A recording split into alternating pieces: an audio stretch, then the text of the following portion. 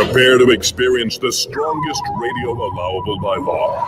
Secrets will be revealed. Myths dispelled. From the studio gym where excuses never apply, it's Superhuman Radio with your host, Carl Lenore.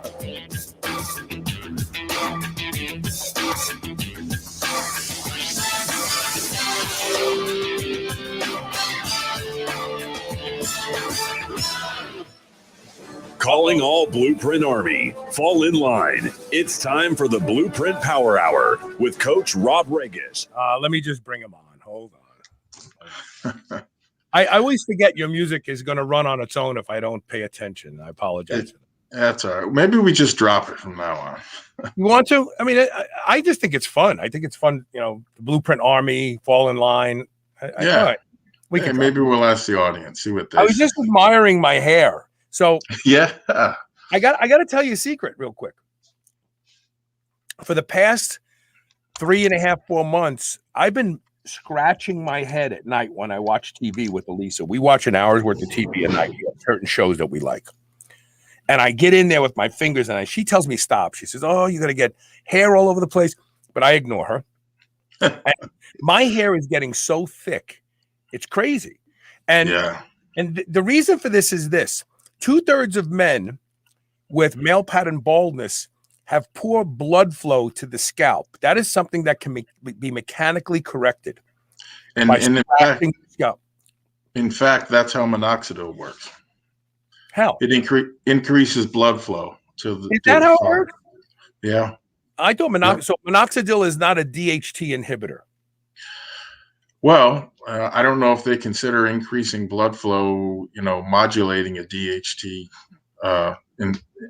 type of effect. But I was always told, it was due to DHT. But I'm open to other things, certainly. Just scratch your head, guys, and just have faith it will happen. Just keep scratching every day, 10, 15 minutes a day. It grows back, huh? Your hair starts to come back. Because I was starting to get this little bald spot right in between here and the front. Yeah, I got a little something going on. Yeah, I'll try. I had this little island of hair that was getting smaller and smaller, and it is growing. It's actually growing wider. I think it's eventually going to start filling in the receding hairline thing there. How long you been scratching it? About 2 months. Elisa will tell you too long. But about 2 months. About 2 months. I would be scared you would lose more hair, but I guess not. That's cool. Aiden Ray says, and thanks for unblocking your name today. Aiden Ray says, correct. It's a vasodilator. So there you go. Yeah. But hey, no chemicals. Just scratch your friggin' head. All right. So before we get started, we have to thank our title sponsor, and that is, of course, Legendary Foods. And they have the most amazing pastries. Toaster pastries called Tasty Pastries that was supposed to originally be kind of like a replacement for let me get Aiden's comment down. A replacement for the Pop-Tart, but it's become so much more. They are fluffy, they are flaky, they are delicious, whether you toast them or not, whether you put them in the microwave for 10 seconds or not. They are amazing. You will be satisfying your sweet tooth without sugar, less than 1 gram of sugar. And 20 grams of high quality, high leucine protein, which helps you meet your protein requirement for the day. If you're somebody like me who wants to eat a certain amount of protein every day. Go ahead. I'm going to get on the stick and order these right away. Oh man, we just got a bunch of them. They now have a cookies and cream. They're coming out with so many different flavors. I actually asked Ron to make one in apple turnover flavor, and he said he's going to make it for me. And so when the apple turnover comes out and you all fall in love with it, you can thank me for that one. Do they have a variety pack? No, I don't know that they have a variety pack. I don't know. It might be a good idea. Go to shrnetwork.biz/legendary to learn all about them. Use the code SHR10 to save 10% off your order. Don't forget to browse around because they have lots of other stuff. Seasoned almonds. They have fantastic nut butters. But if you want to try to win some tasty pastries, listen during the show, during the commercial breaks. There is a secret word. Email that secret word along with your address to onair@superhumanradio.net. We're giving away boxes a day now, thanks to Ron Pena's generosity. Boxes. Your odds are good for getting a free box of tasty pastries if you take the time to email the secret word and your address to onair@superhumanradio.net. Let's see. We have a lot of people coming in. Oh, Andrew Klinghaus is listening from South Africa, Pretoria. Welcome. Cool. Yes, apple turnover. It's coming. I can't wait. I really can't. All right, so let's start with the first question. Wait, sure. Do you have any announcements? I just wanted to thank everybody that made the recent Mass Pro Synthogen sale the success that it was. I have a bottle of factory fresh stuff right here, but I'm told stock is extremely low. So if you want it before the next big shipment that comes in, which should be enough to cover the summer, I would get it. And I would get it now. And that's not just marketing. We've been out of stock before and we're getting there again. So get it while the getting's good. So the first question comes from Sam Guevara. He says, what do you make of nitric oxide type products, No2 products? Is there any real benefit? Yeah, interesting history here. The original No2 product appeared under that name, No2, over 20 years ago now. It may even be 25 or more. It is the brainchild of one Ed Bird, who, along with Anthony Almada, co-founded EAS, the company, and bought, actually, they were the two that brought creatine to Bill Phillips' attention and sold him on it way back when. And ultimately, Phillips bought the right to not just creatine, but also the EAS name that he liked a lot. And then at that point, Almada and Bird went their separate ways. No2 was what Bird ultimately did and was very successful at it. So No2 products, basically, they are purported to increase blood flow to the muscles. And several of them do just that. And yes, there's benefit, of course, to the improved blood flow. Why is that? Well, it's not just bringing nutrients from your diet into the muscle to rebuild it bigger and stronger. Increased blood flow also benefits you insofar as carrying waste products out of the muscle. So you get a benefit on both ends. The issue, however, is that lots of things, do the same, increase blood flow, and almost all of them are as good or even better than some of the No2 ingredients. Training, of course, being number one on that hit list. Proper training increases blood flow at least 400%. Four times blood flow to the muscles just by training. Insulin or insulin mimetics can also dramatically improve blood and nutrient flow to the muscles. And so there are several ways of doing that. Everything from ingesting straight dextrose for an insulin spike to using, an insulin mimetic such as L-taurine. So, there's stuff out there that works. Generally speaking, though, those things aren't going to produce any dramatic effects. Just being honest here, okay? You need to set the right expectations. Maybe a better pump, but these are far from what I call steroid alternatives. Now, so what's out there today in terms of No2 products? Well, you had the original arginine alpha-ketoglutarate, more updated stuff like L-citrulline and agmatine. And those are basically the three big ones, the three big hitters. If you're going to use something that increases nitric oxide levels, though, I think there's a far better solution, that being nitrates. And so there are two dietary sources, particularly rich in these nitrates, one being a deep red spinach extract, and the other one being beetroot juice. The problem is, up until recently, no product on the market, believe it or not, no product specified on the label the percent nitrates or, consequently, the milligram amounts. That all changes next month. I basically found and give the names of 2 products that do this, the only ones on the market that details not only the percent of nitrates, but also the milligrams. Suffice it to say, it's nothing close in terms of dose timing is also something I'm going to discuss next month. Incredibly important. And the reason is that it's nothing close to how people are dosing NO2 products today.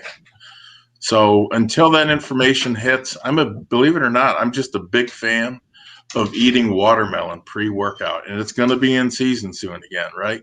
You eat enough watermelon pre-workout and go into the gym and and then come back and tell me what you notice. It's like someone stuck an air hose in you. Really, it's incredible. Beyond that, remember also Tribulus terrestris is rich in furostenolic saponins, and elevating nitric oxide levels are exactly what it does, and by the way, why it's so healthy for the heart. And in fact, most of the research is seen there. So I would give that a shot, until such time as those 2 products are named. And I think you're going to be pleased at what you find. Couple things. First of all, big shout out to Drew Cowden for sharing today's show.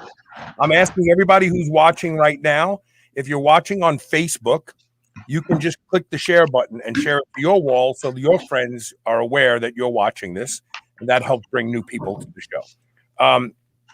Number 2, 15 years ago, the University of Kentucky did a study that showed that increasing nitric oxide impaired calcium channel activity and contractile force of muscle. Think about that. It impairs your strength. Yeah, impairs your strength. Inhibits.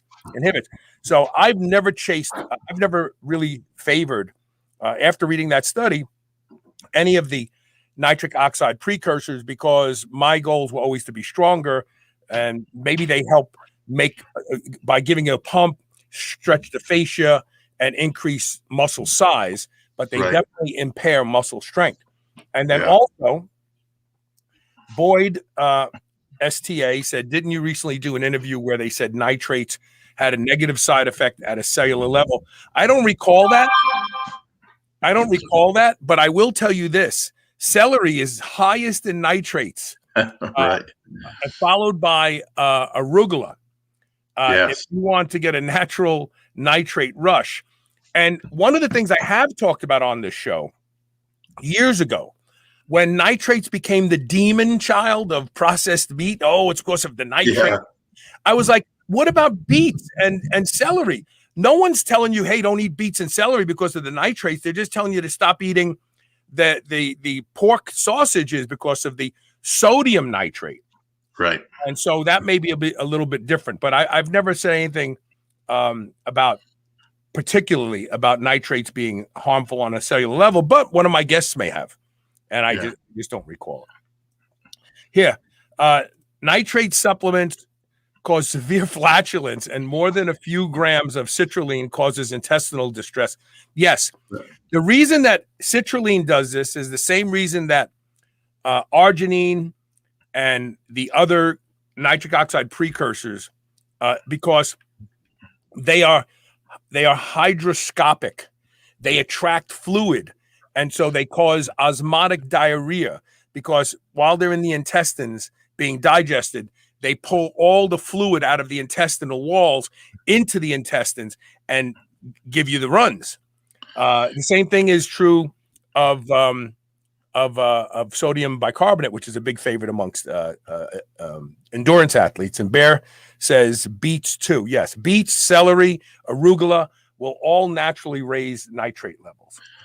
And you know what? If someone does that with arugula, I would love to hear from you, because nobody I know can get it down. But if you can, let's hear it. I like arugula. It kind of tastes like licorice to me. It has that black licorice flavor to me. Anise, like anise. You know what I mean?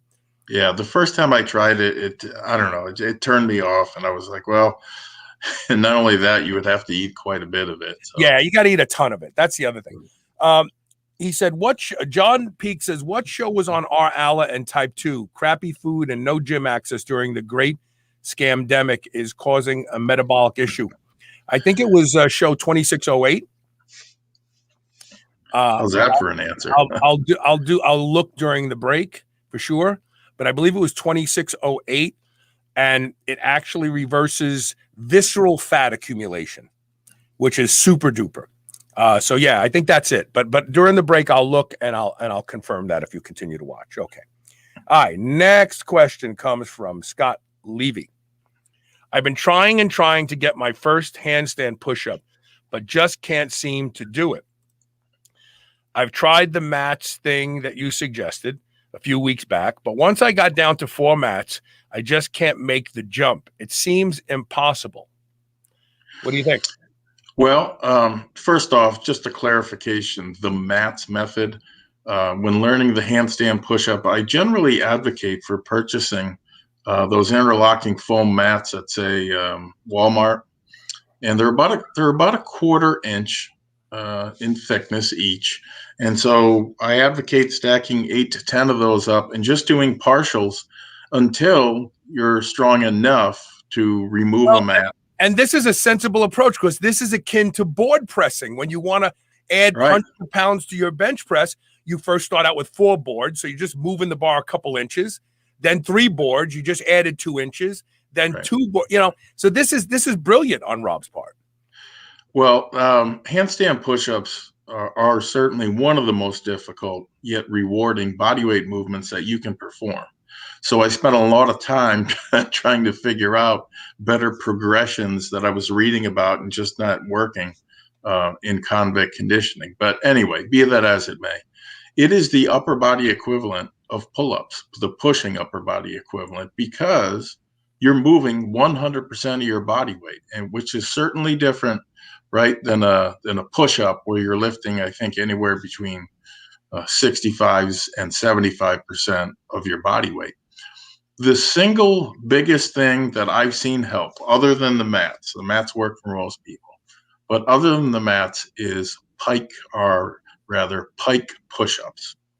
So performing those after your mat work, so to speak, and worked for reps, they almost always deliver the strength you'll need to keep removing mats. So putting those two things together, mats and Pike push-ups, as the weeks and the workouts roll by, your strength is going to get greater over that bigger range of motion, allowing you to eventually perform a full handstand push-up.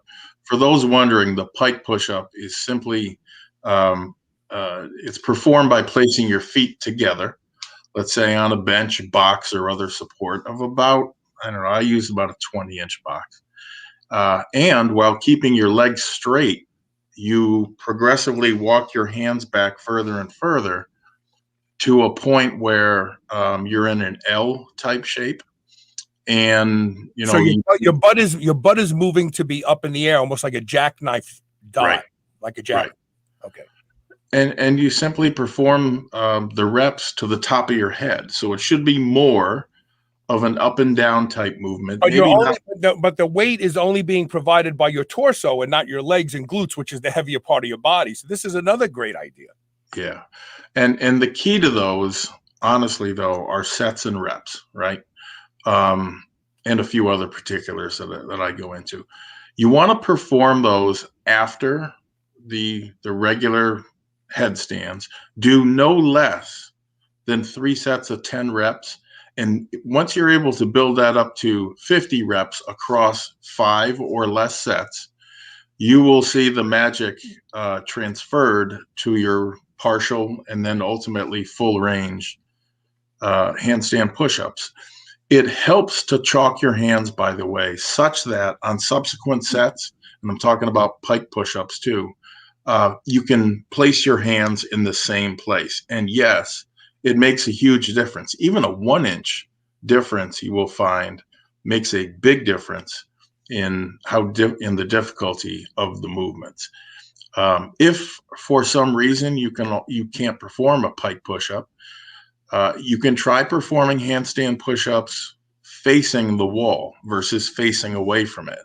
This is easier in most cases for most people because they aren't truly straight up and down. It allows you to get there, though, which is why I'm recommending it. And if you're going to do that, I would also recommend chalking your feet such that you will know how high on the wall to go, or put a piece of masking tape there, whatever holds that position.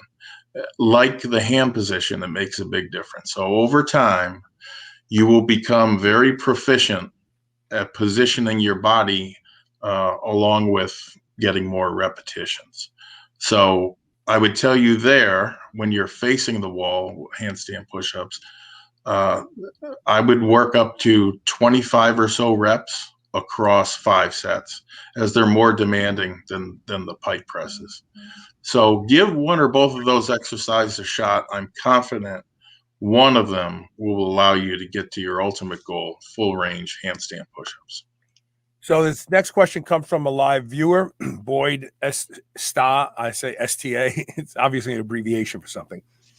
And this is something that you probably have better insights than even I.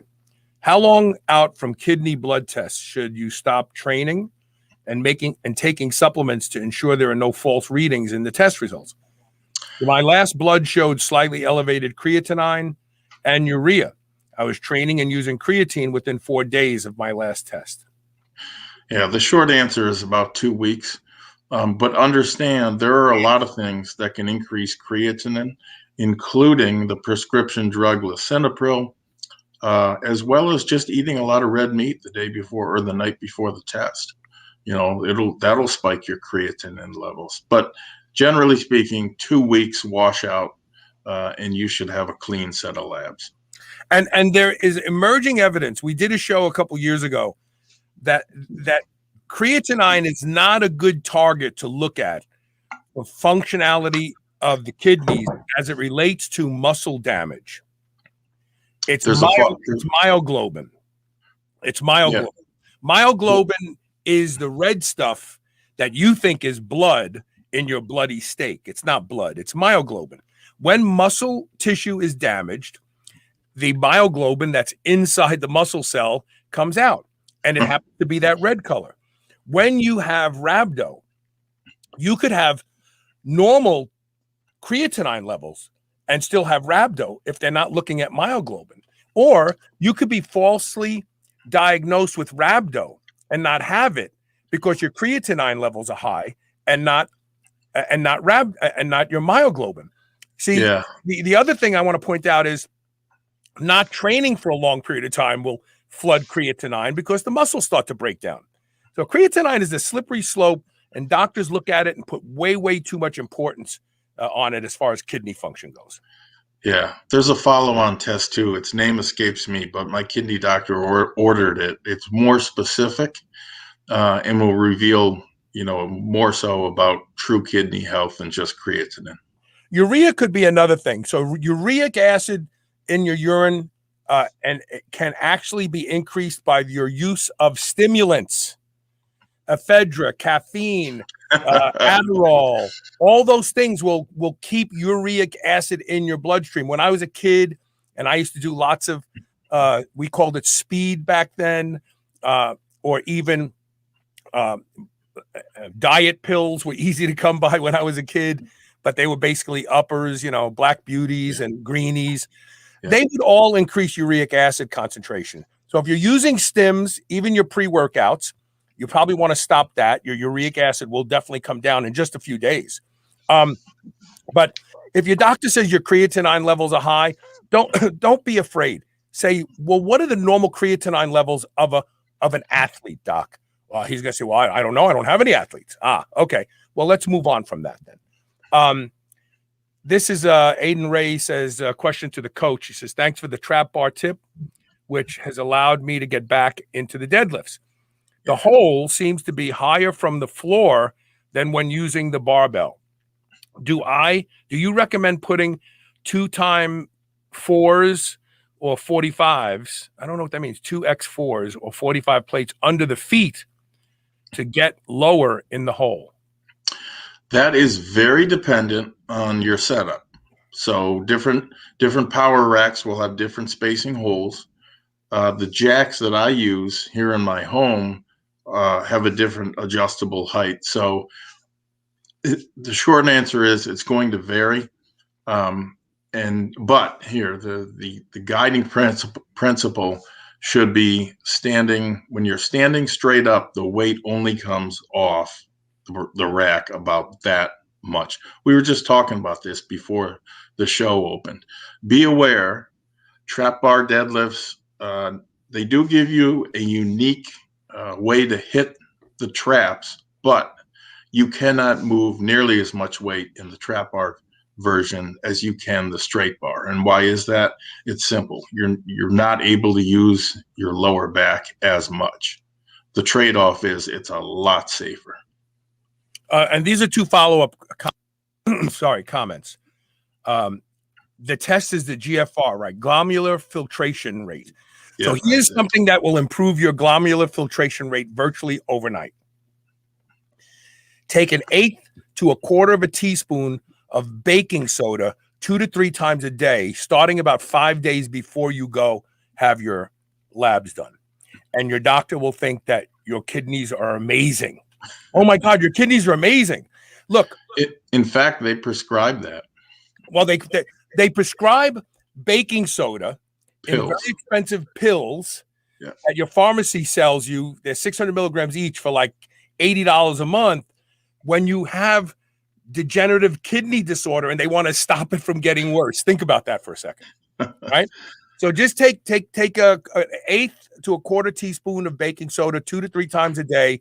Start about 5 days out, including the morning that you go have your labs done. And if in fact your GFR is elevated because you're older, you've used a lot of crap in your life, get yourself a couple vials of thymosin beta-4 and start putting first shot. Put the whole 5 milligrams in your body and then wait about 3 days and then do 1 milligram a day for the next 5 days.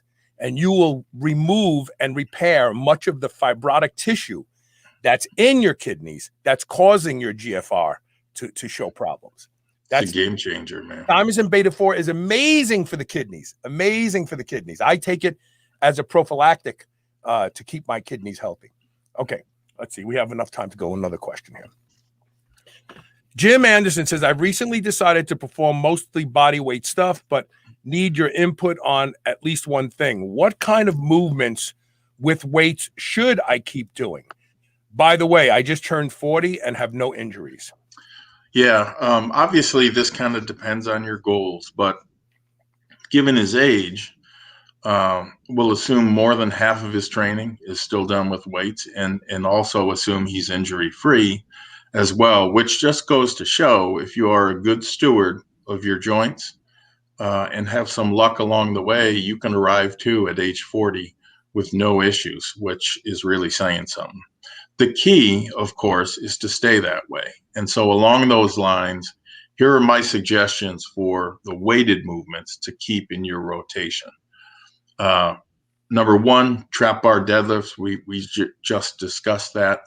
That lift arguably activates and recruits more muscle mass simultaneously than any other, while cutting down on the injury risk of the straight bar deadlift. Number two, wide stance leverage squats, and also wide stance belt squats. If you have a belt squat machine at your gym or the Ironmind hip belt squat. The trap bar deadlift works the legs well, but because of the geometry of the movement, you're forced to use a close stance, right?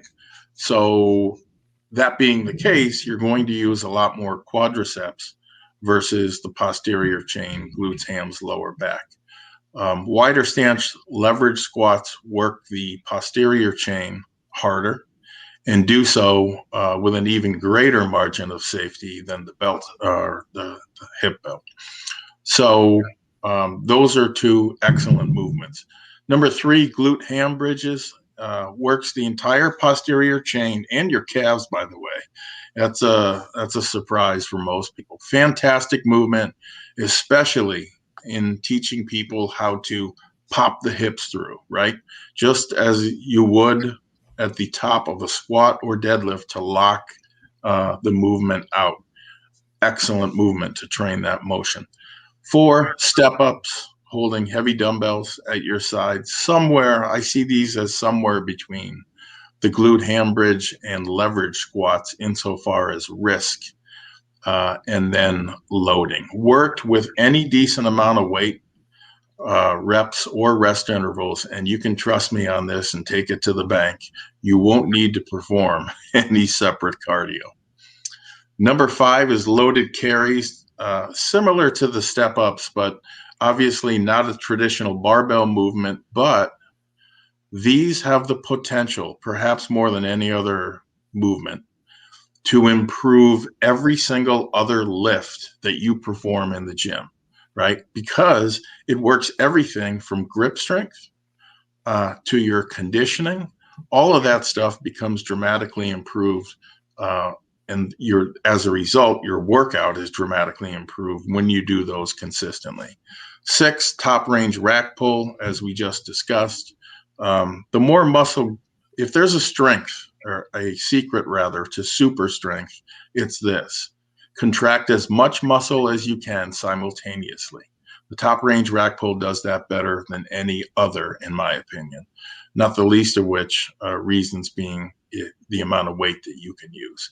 7, heavy weighted dips and chins. When it comes to pushing and pulling for the upper body, those two have pretty much everything covered. Better than any other combination, in my opinion. And yes, that includes the bench press. Number 8, pullovers, ideally on a machine, if you have one with elbow pads, to really target the lats. Otherwise, you can use heavy dumbbells and do those pullovers across a bench.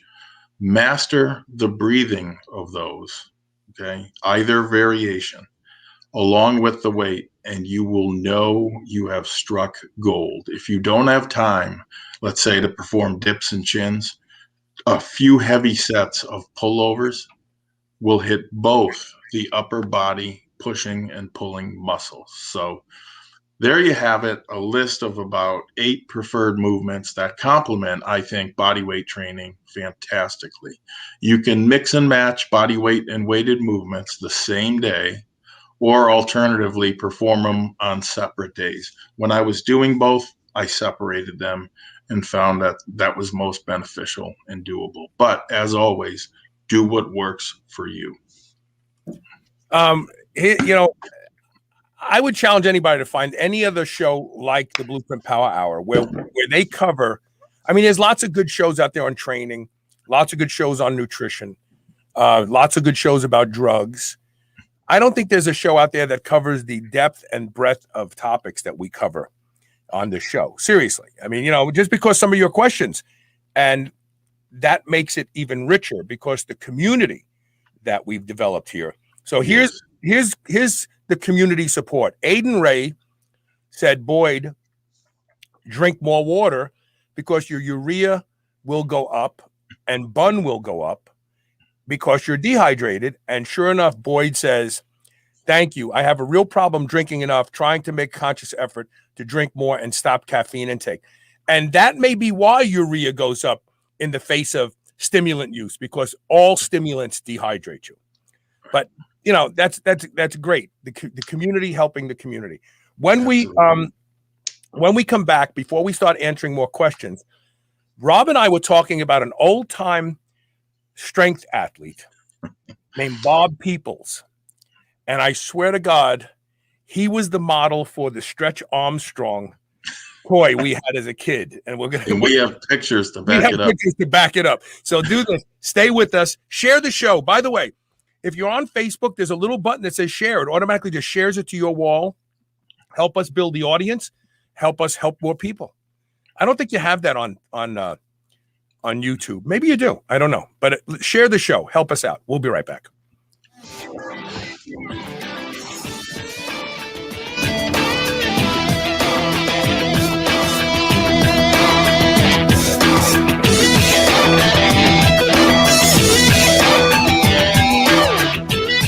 You heard us talk about the power of copper peptides here on the show. Now try it yourself with Restoracell's amazing new skincare line built on the power of blue copper peptides. All natural, organic, made in the USA, and safe for sensitive skin. Save 30% on their Stem Cell Awakening Serum. Go to shrnetwork.biz/Restoracell. That's RESTORACELL. And use code SHR to save 30% off. Remodel your skin today. Whether your goal is to build muscle or burn fat, you'll find everything you need at Redcon One. Need help getting a good night's sleep? Try Fade Out, or the most popular pre-workout supplement on the market today, Total War. Sign up for their new Transformation Challenge and win $10,000, or shop for apparel that people at the gym will know that you are serious about your training. Need a testosterone booster that works? Check out Boomstick. Whatever you need, you'll find the best quality supplements on the market at Redcon One. Go to redcon1.com. That's REDCON, the number 1.com, or go to superhumanradio.net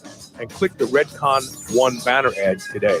Contraction. Do you remember those delicious toaster pastries you had when you were a kid? You know, the rectangular sugar-filled snacks? Well, guess what? Legendary Foods has just made low-carb toaster pastry. This is the first of its kind, and honestly, these things are amazing. They have 3 to 4 net carb, less than 1 gram of sugar, and 9 grams of protein. You can eat them right out of the wrapper or lightly toast them. The only question is, which flavor? Strawberry or brown sugar cinnamon? They're available at eatlegendary.com and Amazon. Being superhuman means being conscientious about the choices we make. White Oak Pastures is superhuman when it comes to raising livestock. They're committed to animal welfare, land regeneration, and rural revival. They responsibly manage the entire process from the pasture to your doorstep. High-quality, pasture-raised, great-tasting meat from a farm you can trust. Full nose-to-tail selections. They even have options for your pet. Go to shrnetwork.biz/white oak and use code SHR20 to save 20% off your entire first order. As a listener of this show, you know how important your gut is to your overall health. Bioptimizers has a potent product to heal and repair your gut unlike anything else. It's called Leaky Gut Guardian. It's powered by patented IGY Max, an egg-based protein that enhances gut health, reverses antibiotic damage, and strengthens your immune system. Available in 2 delicious powders, vegetarian vanilla and chocolate carnivore. Simply mix it with your favorite beverage. Repair your gut and power up your immune system risk-free and save 10% off. Go to shrnetwork.biz/leaky gut. Don't delay. Fix your gut today.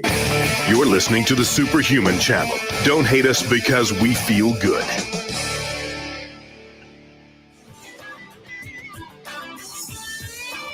Hey, Carl, I think I misread Aiden Ray's question.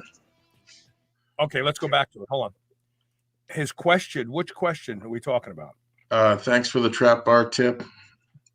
He said what he's saying is talking about doing a deficit with it because you get down lower with the bar than the handles. And by the way, you can turn the trap bar upside down, putting the handles down towards the ground, and you'll get deeper. But he's asking, should he use 45s, or I don't know what 4s are. I would use whatever platform you want, so long as it doesn't slip. And sometimes 45s in a metal power rack do slip. So, find something that works that's at the height that you desire. With respect to the hole being higher up off the ground than a barbell, I don't think so. I don't think that is. No, I definitely think so. He's right. So a traditional trap bar has handles that are at least 4 inches high, right? And the plates are linear, are horizontal, are exactly the height of the trap bar apparatus itself, which means that they're the traditional height of a 45 plus 4 inches. So what I've always done to accommodate what he's trying to do is turn the trap bar upside down so the handles are pointing down towards the ground, and now you're grabbing the bar at the same height as you would an Olympic bar.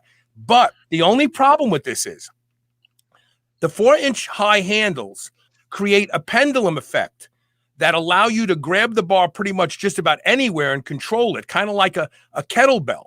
When you turn the bar upside down and you don't grab it from the handles, but now you grab it from the apparatus itself, you got to make sure you're in the center because it wants to rock back and rock forward with you. But that's the easiest way to take that height out, the handle height out of the equation entirely. Yeah, I've never used anything but the low handle, so maybe that explains my, No, so the low handle, meaning the handles you grab are exactly the same at the same height as the bar itself holding the plates. Right. Yeah, I always knew handle. Yeah, a lot of chapters have a 4-inch handle. Yeah. And my reasoning for that was it makes it a little bit more difficult. But I didn't realize, I guess, what happens when you use the elevated handles. Yeah. Because I've never used them. But hopefully that answers this question. I'm sorry I misread it initially, Aiden. Oh yeah, he's talking about using 2x4s as a deficit. Yeah, which is a 2-inch. That would create a 2-inch. Just flip it upside down. Just flip it upside down. So you don't have to use 45-pound plates under your feet at all. You'll actually create the deficit you want. Now, if you want to create more of a deficit, even deeper, then turn the bar upside down. Don't grab it from the handles. Grab it from the apparatus itself, the cross member bars, and put 45-pound plates underneath your feet. Now you're going to be that's going to be a real deficit deadlift. Yeah. Okay. So let's talk about Bob Peoples. Tell the story about Bob Peoples. Who is he? Bob Peoples, for those unfamiliar, is a world-renowned powerlifter who set many, many records way back when. So in the 40s, he deadlifted what at a body weight of 180 pounds? 1949, he deadlifted 725 3/4 pounds at a body weight of 180. So we're talking a 4 times body weight deadlift. Actually, a little bit more than 4 times. I mean, really, a little bit more than 4 times, because 600 pounds would be 3. Oh no, you're right. Yeah, just under 4 times. Just under 4 times, right? And so, in the process of discussing this, Carl and I were trying to figure out, how he's able to do this. And this guy was born to deadlift. If anybody's been, let me put a picture of him up. Look at that. That's him at lockout. Now look at the anatomy here. First of all, his hands are almost at his knees. If he were not holding that bar and he just wiggled his fingers, they would be at his knees.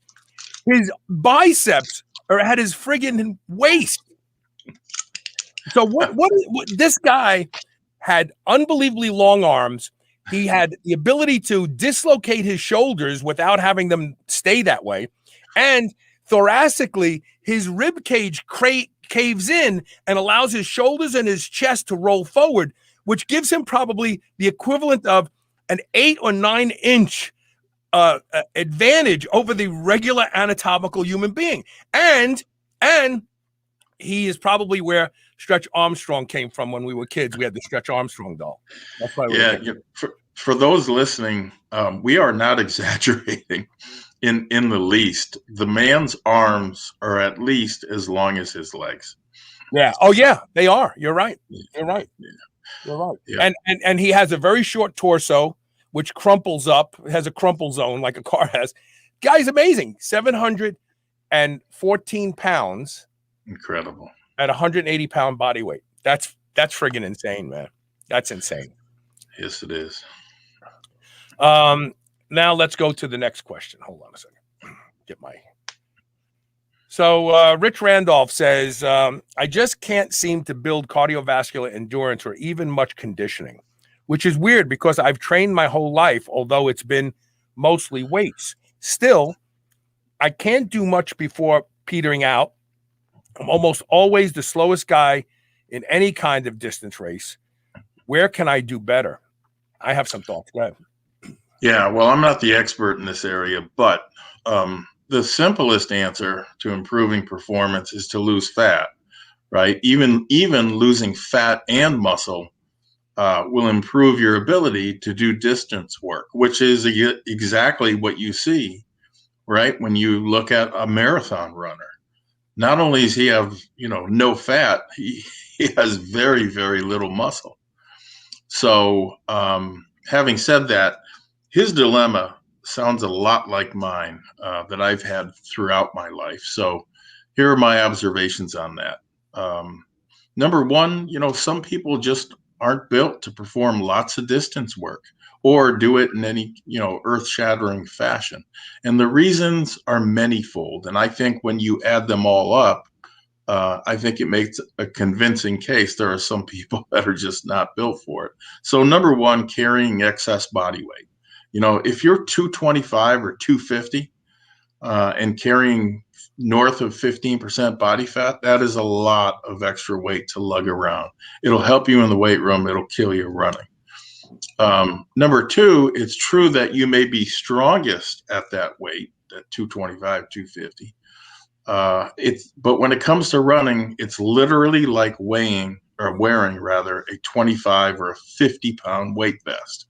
And so to get some, idea of what that's like, I suggest you do that. Slap a 50-pound weight vest or even a 20-pound one on and just go about your normal daily activities. Huge difference. Also, some people, such as myself, have bow legs and flat feet.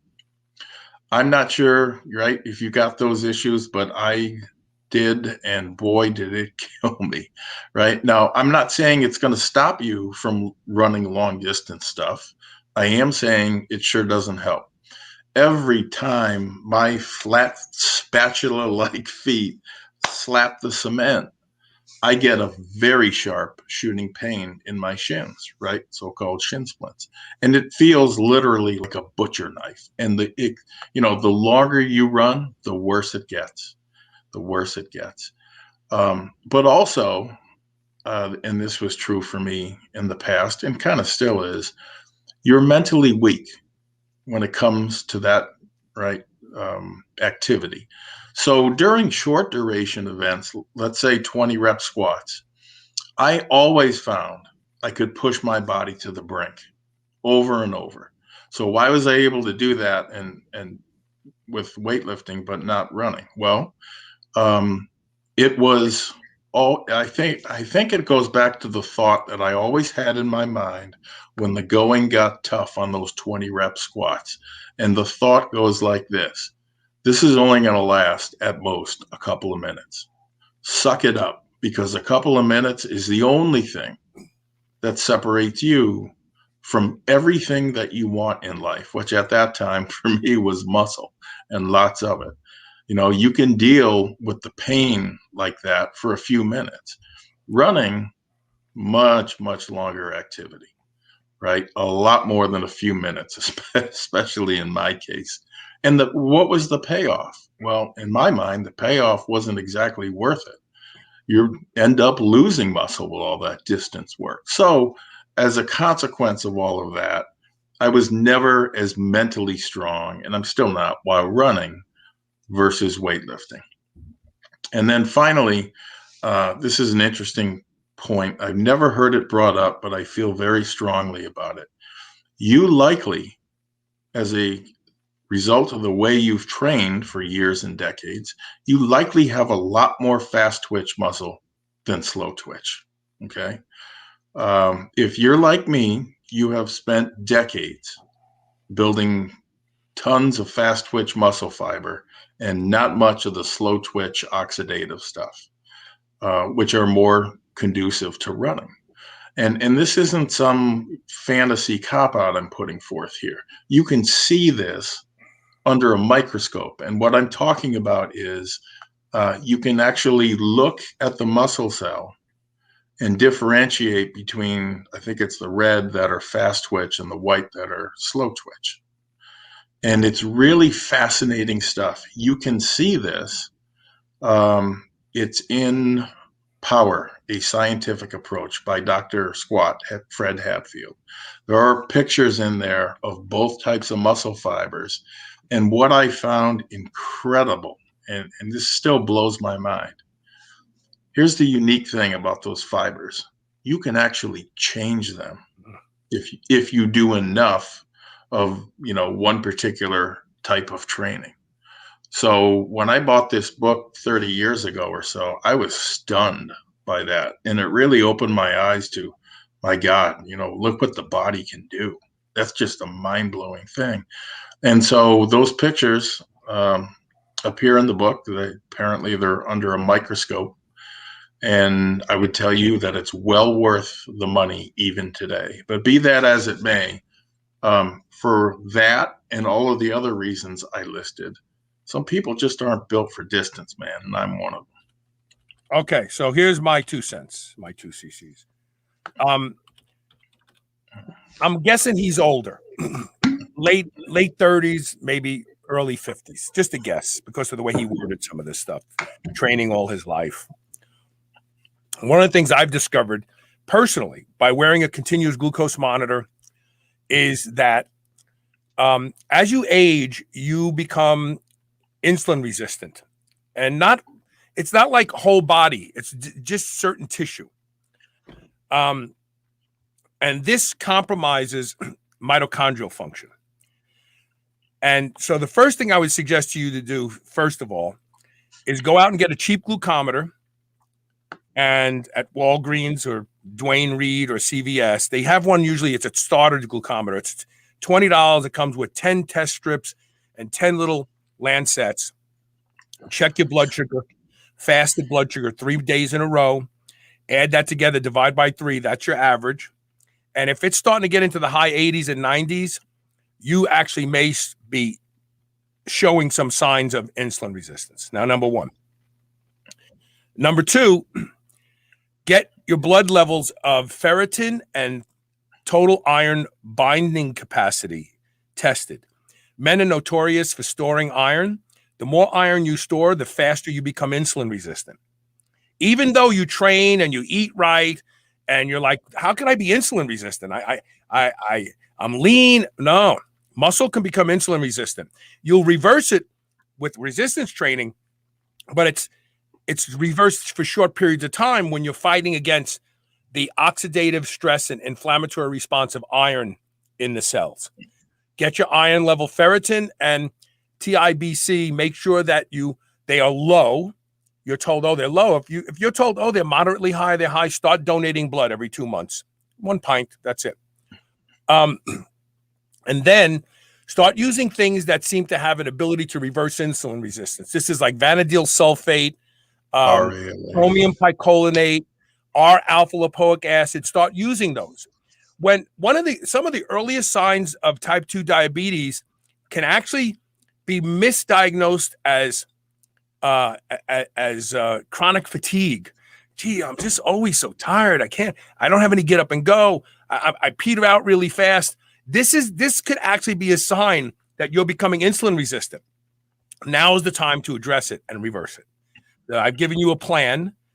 Take that advice and try that. We have lots of questions we have to get to before we take our last break and address the BluePrint tip of the day. So hold on with me here now. Okay, so bro, do you even tallow row is on YouTube. Do you think astragalus is worth using for an enhanced bodybuilder? What dose would you recommend?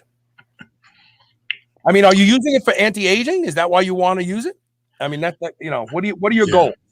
I would say, very clearly, if your goals are health and wellness, then yes, it's worth using, I think. If you're expecting it to do something from a bodybuilding perspective, no, I would put my money elsewhere.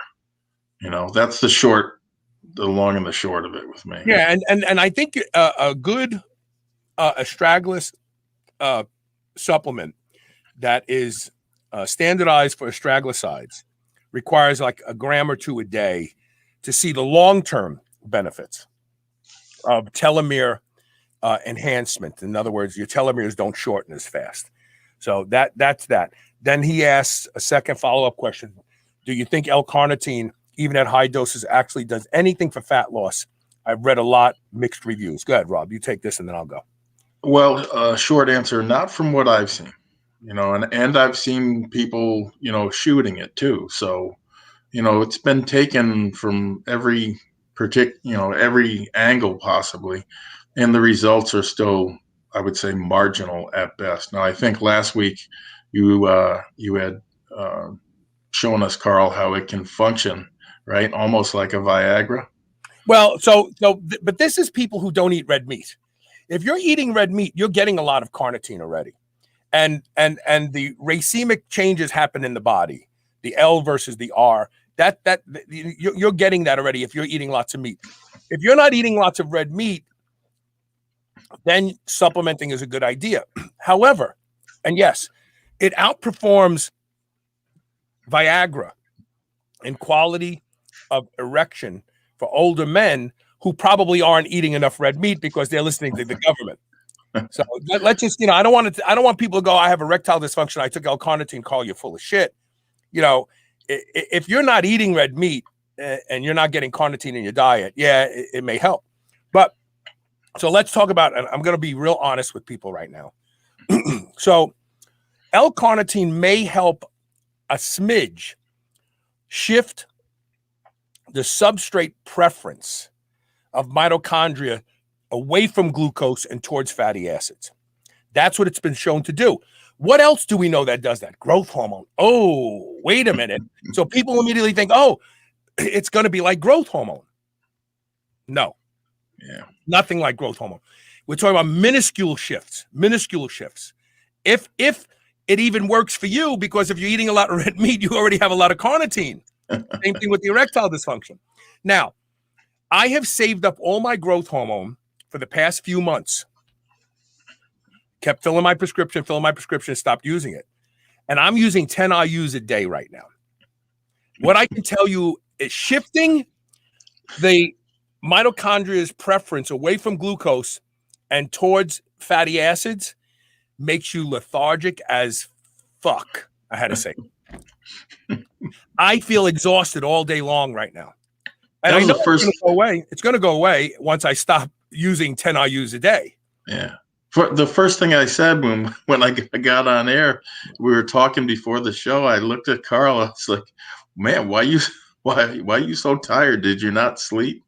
That was the very first thing I noticed. Walking is difficult right now because my body is using fat. I know a pro bodybuilder who told me one time, you can't gain fat on 10 IUs a day. Doesn't matter what you eat. You can't, because your body goes into hyper fat burning for energy mode. The mitochondria shifts and it says, give me fat. I don't want any glucose. Give me fat. And the conversion of those fats to fatty acids that are usable by the mitochondria and even ketones in some cases, if you're fasting, it doesn't happen as fast as your liver squirting out some glycogen, and so, but I'm training. I'm just as strong. I get the whole workout done, but after the workout's done, I'm like, man, I think I could take a nap right now. And as soon as I stop this 10 IU thing, I'll go back to normal. So if L-carnitine really worked the way they say it works, you'd have the same problem. You'd probably feel exhausted all the time. And then he followed up with one thing. I just want to get it in there. And then he wants to use astragalus for general health. Yeah, take it. It can't hurt you. It's good. It actually will protect telomeres from shortening too fast. Okay, now let's go to another question. Bear with me here. I got to find it. Okay, so the next one comes from P. Crad Greek. He says, imagine if he used sumo stance. The ball would move a few inches. He's talking about, I got to put the picture back up there. So anybody who's joining us late, he's talking about Bob Peoples. Yeah. I've seen a picture of him sumo deadlifting, and it's even crazier looking at it. Yeah, the bar probably moves like P. Crad Greek is saying. The bar probably moves 5 inches, and that's it. So yeah, very nice, very nice. Okay, let's see what other comments we have here. So Robert Thompson is asking, swimming, cycling, and rowing, are they good alternatives for endurance? I don't know what ruckin is, but they are endurance. They are endurance. Yeah. Obviously all three of them will benefit you in that area. Swimming, of course, has the added, I guess I'll call it, benefit of light resistance. It's probably the most joint friendly out of those three. But if it's me, I'm going to do loaded carries or something else that translates a little bit better into the weight room. Although, these things are not bad. Let me put it that way. They would be, I think, excellent as a change of pace, let's call it, for a couple of workouts. I don't know what this is supposed to mean. Maybe but what is his rep range? How much weight?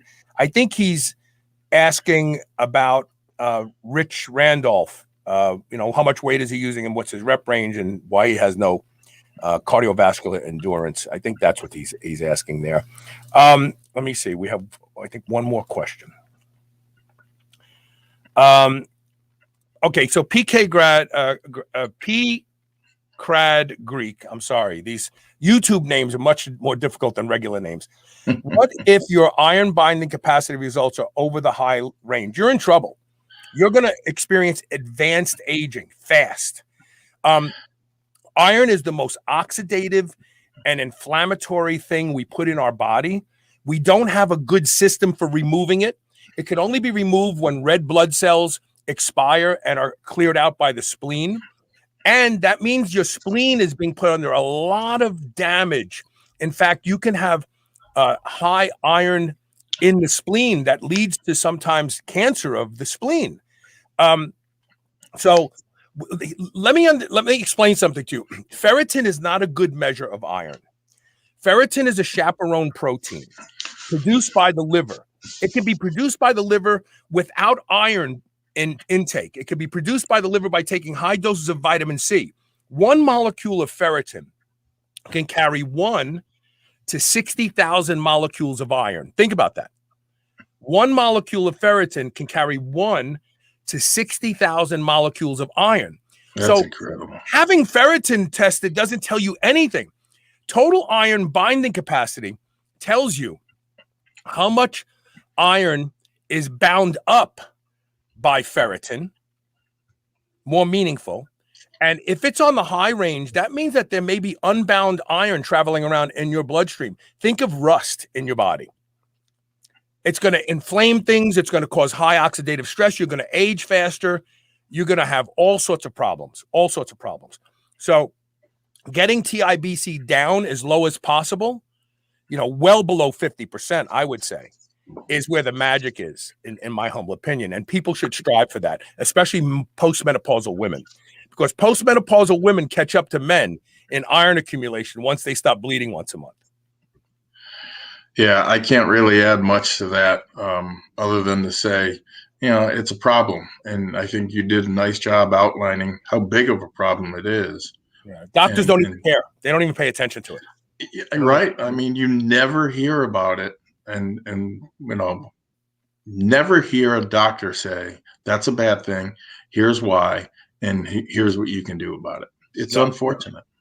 All right, we're going to take our last commercial break. And when we come back, we have... Oh, wait a minute.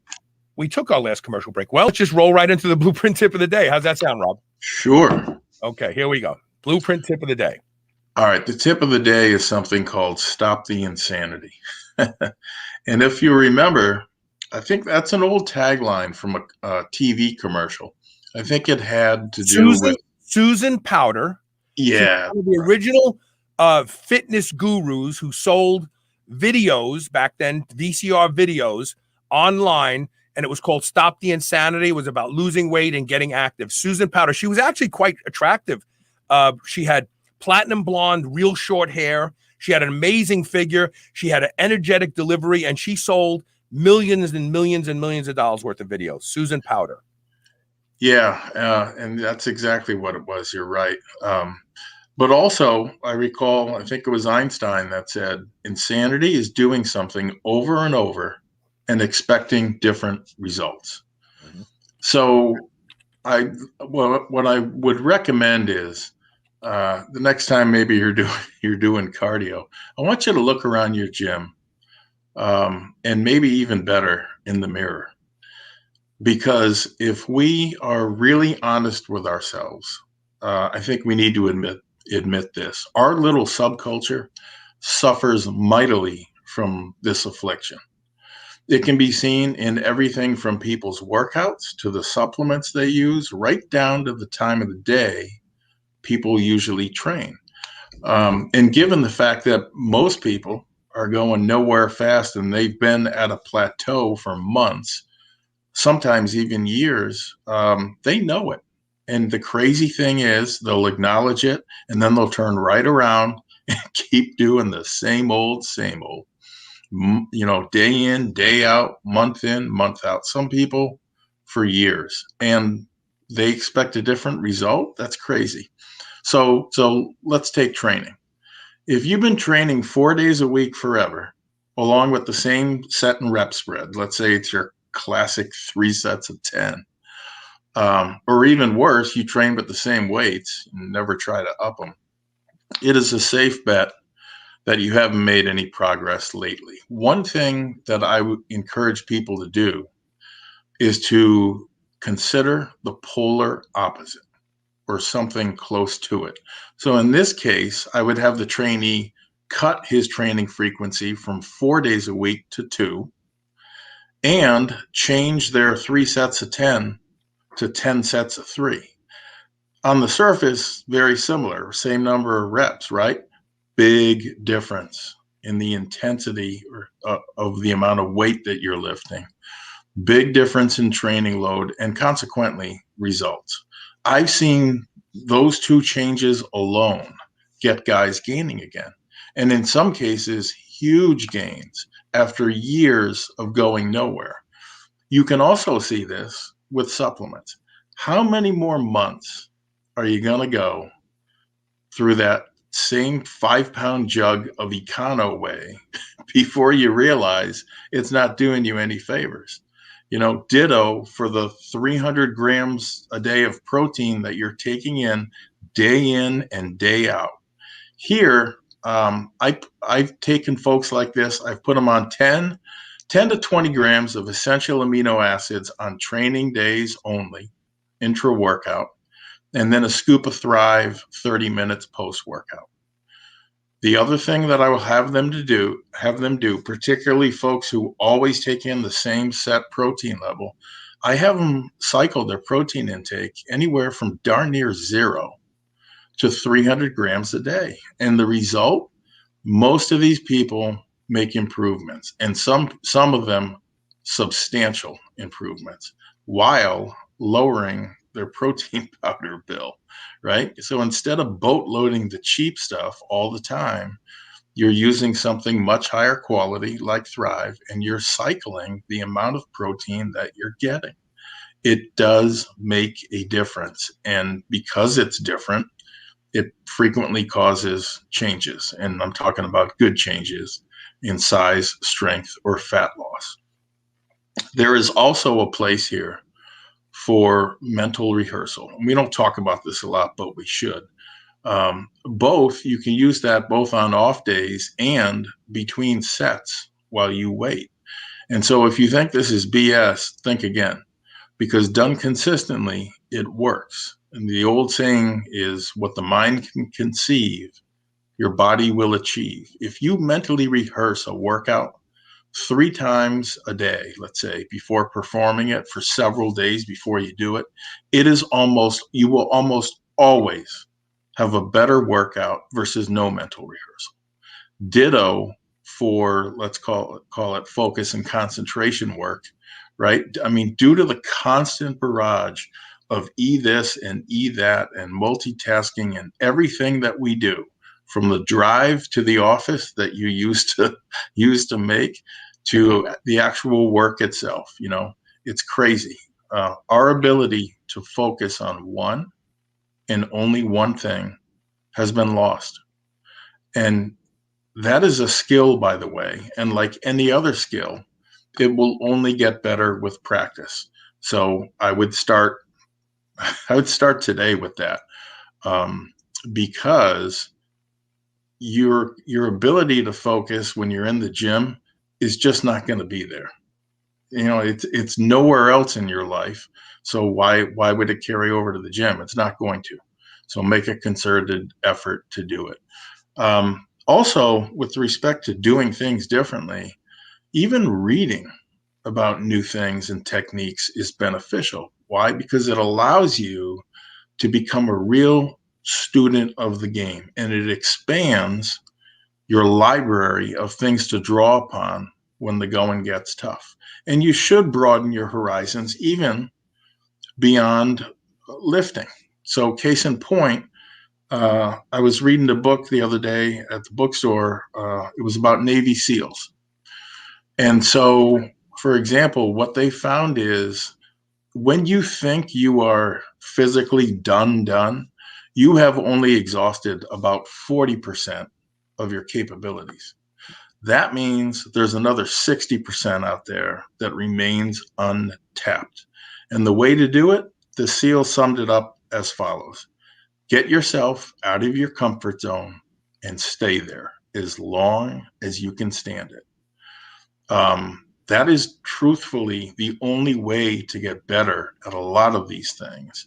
As an example, it has dramatically improved my ability to get through burpees. I think I started with 25 and I'm up to 115, 120, right? So almost, 100 more. Dramatically improved my ability to perform those, okay? So to sum up, please do stop the insanity. And the insanity is defined as doing the same damn thing and hoping for expecting other results, okay? If you haven't made startling strength gains in a while, consider doing a complete 180, or at least something appreciably different than what you're doing now. And give it a month. I am betting you will be happy that you did. One of the places to go, by the way, for a lot of the training information, including Bob Peoples' own book and a list of exercises that he used to up the deadlift, those appear at, I think it's superstrengthtraining.com. There is one other book that I would recommend that you get when you go there. In fact, if you buy one book, it would be Perry Rader's, what is it? The Rader Bodybuilding and Weight Gaining System. This little book was written in 1946. Yeah, when weight gaining was difficult. Think about right. this. Think about this. Right. The backdrop. People back then were malnourished, undernourished. They couldn't put on enough weight to get into the army. Now people can't get into the army because they have too much weight when they walk in the door. Yeah, but you know what's staggering about it is written in 1946. There is not a training technique that is used today that is not addressed in some form or fashion in that book. In a lot of places. What's that song by Billy Joel? We didn't start the fire. Right. And so in some cases, in a lot of the cases, actually, it just goes by another name. So we talked here about doing power partials with a ton of weight. He refers to that as breaks. I guess apparently the guys at York Barbell were using quote unquote breaks to smash past, a lot of their plateaus. And so for $20, it's probably the best $20 you'll spend. And I would tell you even to buy that even before the BluePrint, because a lot of guys write me and they say, hey, I know what to do with the loading patterns and this and that, but I just don't know what to do for the rest of my workout, right? For the supplemental and accessory movements. There's no book that's going to give you more ideas than that one. Perry Rader's Bodybuilding and Weight Gaining System, as pertinent today as it was in 1946. In a lot of ways, it's even more pertinent today. We have one last thing to put up on the screen. Aiden Ray says, thank you both for a great show and info. Coach, Bitcoin, in or out? Let me put it this way. I am not in yet. And part of that is because I'm not comfortable in that I understand exactly how everything works with cryptocurrency. The other thing I'm worried about, the IRS, sooner or later, the IRS is going to figure out how much taxes you owe on your cryptocurrency. Today, there is only one question that appears on all the tax forms, and it's something to the effect of, have you or anyone in your family bought or sold more than like $10 of cryptocurrency in the last year? It's a simple yes or no. But the point is, this year, 2021, that is the first time a cryptocurrency appears there. Which the next question is going to be, how much did you make on cryptocurrency? Right. And don't forget, once you lie, you're screwed, because even if you lie today and they don't figure out a way to track it back to you for 10 years, they're not going anywhere. Yeah. Let me put it like this. My son mines Ethereum, which is another type of cryptocurrency. He knows it, 8 ways to Sunday. And he's explained it to me a million times. I still don't understand it. If you're going to follow one rule while investing, make it this one. If you don't understand what the company does and how they make money, don't invest in it, because you'll likely lose a lot of money. So do you know who Dan Pena is? No. Dan Pena is a multi-billionaire. He's probably why I don't know. One of the richest men in the world. Right. He was asked a question about Bitcoin recently in a interview that he did. And he said, I wouldn't buy it. And they asked him why. He said, because I know who's behind Bitcoin. And as soon as the world knows who's behind Bitcoin, it's going to crash overnight. And I was like, what? Like, and now again, he's a multi-billionaire. He knows how to make money. Why isn't he invested in Bitcoin? And the reason is that he said, I know who's behind Bitcoin. And when the world finds out who's behind Bitcoin, it's going to be a rush on everybody selling their Bitcoin. It's going to crash. No one's going to get out. Yeah. It's too bad. I mean, and this goes for individual stocks too, for those interested. Your ability to pick the one that's going to go to the moon, the one that, if you bought Amazon in 1997, $1,000, you'd have 8 million today. Your ability to pick those is atrocious when you look at the available universe. Instead, bet on the stock market. We know over time it goes up about 10%. So the question is, how do you buy the stock market? Vanguard Total Stock Market Index. Right. Congratulations, you own the entire market. Yeah. I have a friend who bought a stock for 6 cents. He's a day trader, and he's been trading for 30 years. So he's not like somebody. He was a pilot for a major airline. He just retired, and he bought a 6 cent stock and made $24 million. Oh God! Because he bought 5.6 million shares at 6 cents, 360,000, and he sold it at $4 and change a share. So do the math; it's very easy, right? Yeah. With that being said, he said to me, "This will never happen in my lifetime again." And he's not going to chase anything. He's not, the mistake that most people make is, oh, I'm the smartest trader in the world.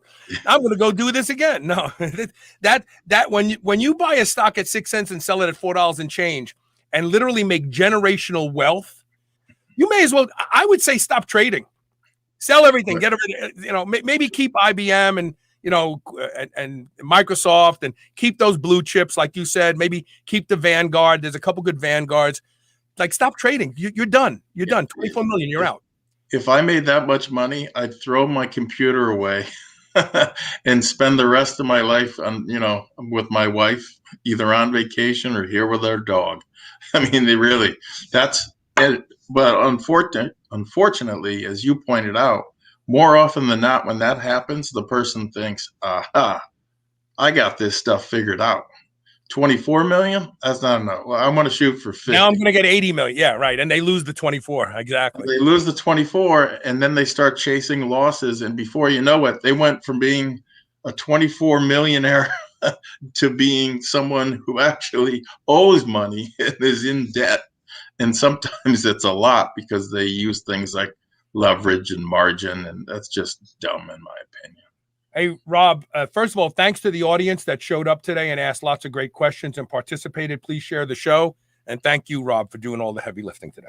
Sure. Thank you. Go to CoachRobRegish.com today. Show him some love. We'll see you tomorrow with more Superhuman Radio. Thank you.